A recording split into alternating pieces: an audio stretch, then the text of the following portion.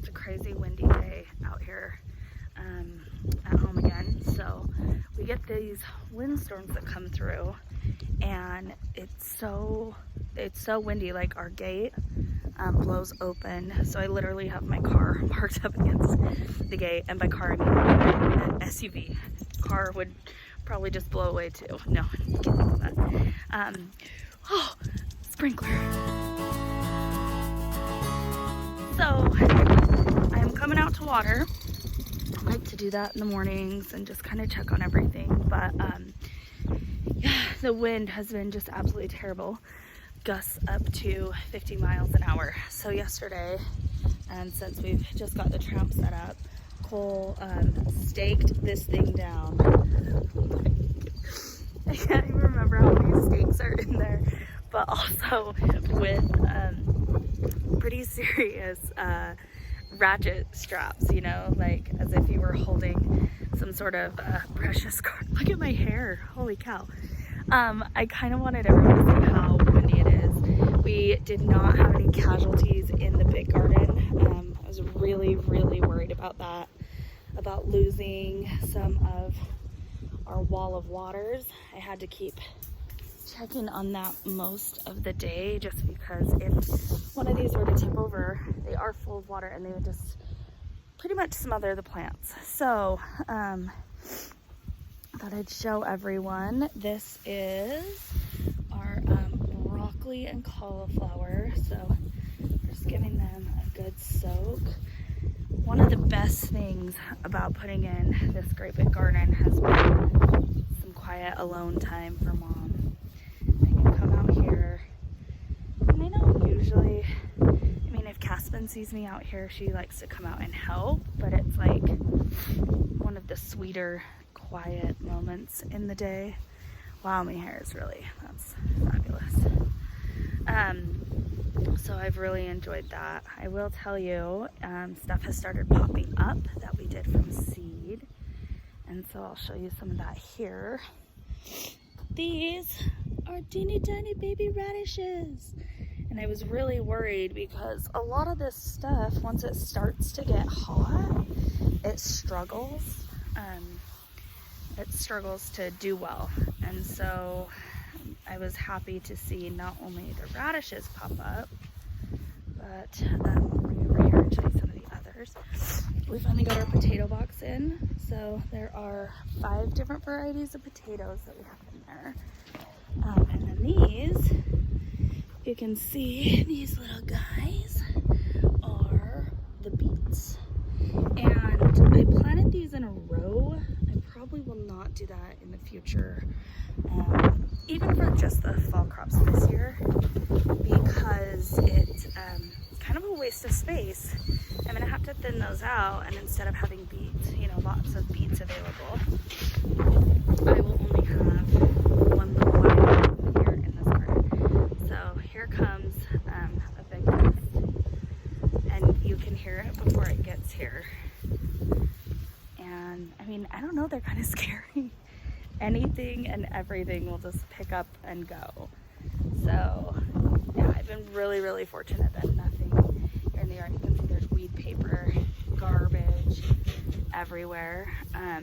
We have a fully fenced yard, so a lot of stuff that just is like blowing around the neighborhood will end up here in our backyard because it gets trapped by the fences. Okay, this is our spinach. And my sister already has a harvest. Like, they've already had spinach in their dinner, so we're a little behind the ball here, but it's coming up and should be leafing out. Spinach is a pretty quick grower, and I'm excited. We will all eat spinach. We eat spinach raw, we eat it cooked. It's also one that I can cut up and freeze and then use throughout the winter. So I definitely will be planting spinach a couple more times. We have this little alcove on the side of the house, and we're gonna put another box. And in that box, it will be mostly that cooler stuff that struggles when it gets really hot, like salad and greens and stuff like that. But that's gonna go in the box over there. I wanted to show, so these wall of waters, luckily my dad, who is a huge gardener, he had tons of them. And so he gifted those to us. And then as we kept going, as the garden kept growing, we didn't have enough for all the plants. And so you'll notice these are this is a water jug, this is a vinegar jug, and this is a milk jug. And we just cut the bottoms off and cut little flaps on out of them. Let's see, kind of here, let's see. Yeah, you can see the little flap, and then just have them staked down. So they work pretty much like the wall of waters, and they're just a lot smaller. So they don't, they can't stay on as long because they will kind of squish the plants that they are on if they stay on too long. But it's nice to have those. I had someone on my Instagram stories ask me what those were. And yeah, they just are like a little personal greenhouse. Like I said, yesterday was a hot day. It got up to 87, I think. And so normally we would pull those off. Definitely, I mean, it's 87 degrees, but we're so afraid of the wind just ripping all the leaves off. My poor lemon tree had so many casualties already. But yeah, I'm gonna show you inside of this one right here. This is my husband's like prized tomatillo. So if you can see, oh, there's a big spider in there, and you know what? I definitely will leave the spider because it's gonna eat all that stuff. It's gonna eat off this tomatillo. So you can see the difference. This is one that we bought at the garden store, and obviously it's been in the ground a little longer than these, but when we put it in there, it was about this size, about the size of these two little guys here. So the wall of water really, it's like a little greenhouse, keeps everything happy and hot in there. So I am watering inside of my dad. He waters in really good, and then he doesn't water the plants until he takes the waters off, because they're kind of like in their own little ecosystem. Helps the root systems get really deep. And he does in-ground gardening. Obviously we did raised beds because the soil out here where we live is really terrible. So we trucked in some really inexpensive soil. When I first looked and we built this, it's 8 by 16. I had the dreams, the visions to do square foot gardening, and yeah, it was gonna be like $2,000 to build that Mel's Mix stuff, so we didn't do that. Okay, here's another one. You kind of see down in there. That's a tomato. At first I was just gonna do all Roma tomatoes. They're a little firmer flesh, and so I can do a lot of canning with them, different things like that. I will do salsa. I'll just do stewed tomatoes. I use that in my chilies and soups and stuff. Just making sure I'm not smashing everything as I go. But then I learned this year the difference between determinate and indeterminate. And I found out that no matter how long our growing season ends up being here, Roma tomatoes are a determinant type of tomato, and so we'd only get so many off of them. Also, the ones that we bought at the garden center, they just like withered up and died, which nobody likes that. Okay, try to go over here. Alrighty. So yeah, we ended up having to replace some anyway. So we went with some more, I would call them fun varieties, heirloom varieties. We did Brandywine, Purple Cherokee. So we'll see how those go, how the kids kind of react to them. They'll eat them the same as a regular tomato. So yeah, just water in the garden. See all my boxes. I don't know if you can see the grass is coming in so nice. I'm so excited for that now that we have, the trampoline up. Starting to feel more backyardy and less like desolate desert. The wind isn't fun though. It's definitely not my fave. makes your allergies go crazy bad too. So if you have allergies, it was nice because you can have the windows open and you just have this constant breeze all day long. The problem I was having is I could not stop coughing and sneezing, and I even took, allergy medicine, which I don't normally like to do. It makes me super groggy, but I had to yesterday, so don't even try to do your hair when the wind's blowing this hard. I've done that before. Like, I'll get dressed to go teach a class or, go somewhere, and yikes, it's bad. So these boxes here, you can see there's kind of 4 of them, and they are laid out. We are going to be trellising in between them. So this right here is, look at the wind even like blows the water. Like you can't even, you can see that, you can't even water in the box or even water. But there will be these trellises in between these so that we can grow cucumbers and beans. My dad was like, well, where are your peas? Oh, yeah, I totally forgot peas. So maybe on the side of the house where it stays a little cooler. Peas are a little more sensitive to the heat, I would say, for sure. But look at these monsters. These are literally, these are beans, and they just came up yesterday. That little bunch, I'll get closer to them so you can see. This little bunch here. So, I was just saying, those beans totally have just popped up. But I did find a little bit of wind damage.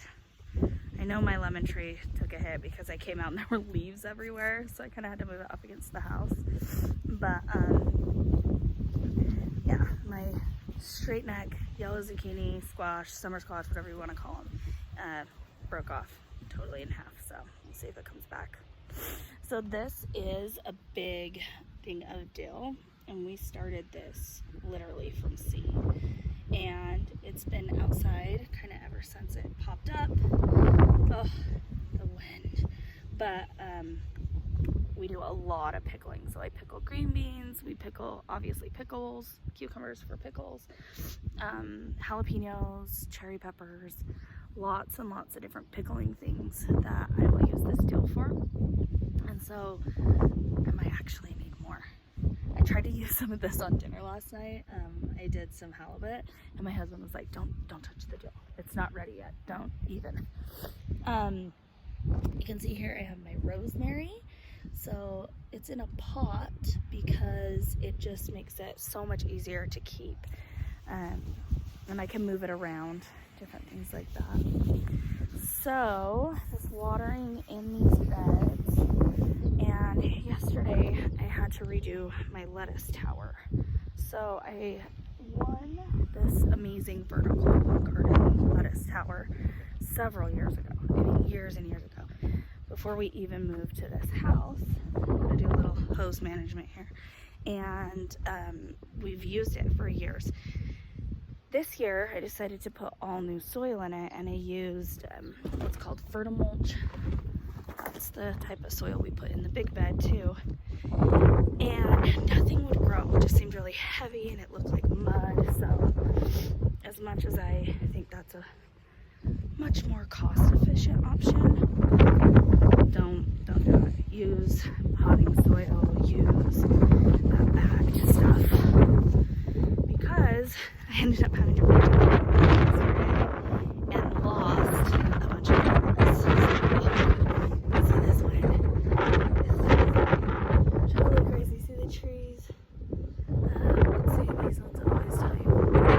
And it doesn't even blow in like a direction, the wind here. It just blows in like a circle. Yeah, like a craziness. So if you look in here, this whole row had lettuce. You can see the roots down here. And when I redid some of the dirt to plant, I lost it all. And I'm afraid when I water today, I might lose some more. So basically, don't try to go cheap on this type of garden. Fill it with potting soil, lots of organic stuff, The good news is it looks healthier. The whole thing does. It just looks more like, okay, this is somewhere where fruits and vegetables are going to grow and thrive. But yeah, a little late in the season to be restarting all of that. I got a couple of these. They're called mosquito plants. So it's actually citronella. And I'm sure you saw the gnats are just terrible. And as soon as the gnats subside, we get mosquitoes. So these out here I thought really would help kind of combat those. So I don't know if it works. I'm going to put a couple on the front porch and put a couple more back here. Right? I'm already out and watering. May as well water stuff that's going to help keep some of those nasty bugs away. All right, well, couldn't carry my coffee and the phone, so yeah, I'm gonna get coffee. Oh, I did want to show you my grass. Look. Can you see it? It's all coming up. I did get a lot of the back corner cleaned up. That's because I am going to be putting our pumpkins and watermelons there. My husband wanted them in a box, and I'm like, we're just gonna take over wherever you put them. And last year we had a watermelon that totally came up just from having a watermelon I threw out here for the animals. It was huge, totally just not thinking it would grow or anything. We planted one in our front yard for the girls in that flower bed because the sprinklers hit it and it gets watered really well. So I was like, sure, go ahead, put that up. And it grew the biggest watermelons I've ever seen. And so we had one that was on there clear up till freeze. And so we took it in, got it open, still wasn't even ripe. And so I kind of just tossed it out here for the animals. And then last year, one just kind of popped up all on its own. So that was kind of cool. So thank you guys so much for watching. And yeah, hopefully the wind will die down and I can get some more stuff planted. So this is a little later in the day, but I just wanted to really quickly show how crazy the wind is. I'm gonna step outside. You probably won't be able to hear me, but I think from here you can kind of get a better feel of how incredibly windy it gets. So,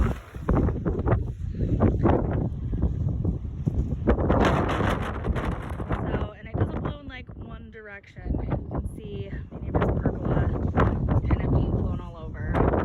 And it really just blows in like big swirls, rips stuff up. Luckily, that trap is going nowhere, and we haven't lost any of the wall waters. But I was just looking out my kitchen window, and I was like, okay, you can see by how crazy these trees are going, and these trees over here. Also, it's kind of hard to see, but the dust. Like, we have an air advisory. You're not supposed to be outside because it is so windy and dusty. And back here, you can see that chain link over the fence. That is a chicken coop, and so we get lots of chicken dust. And then behind me, this big long fence is actually like a horse arena. So yeah, lots of dust, lots of wind. Comes another thing. You can see how crazy this is. So yeah, just thought I'd show you this morning while I was filming. It probably didn't show how incredibly windy it actually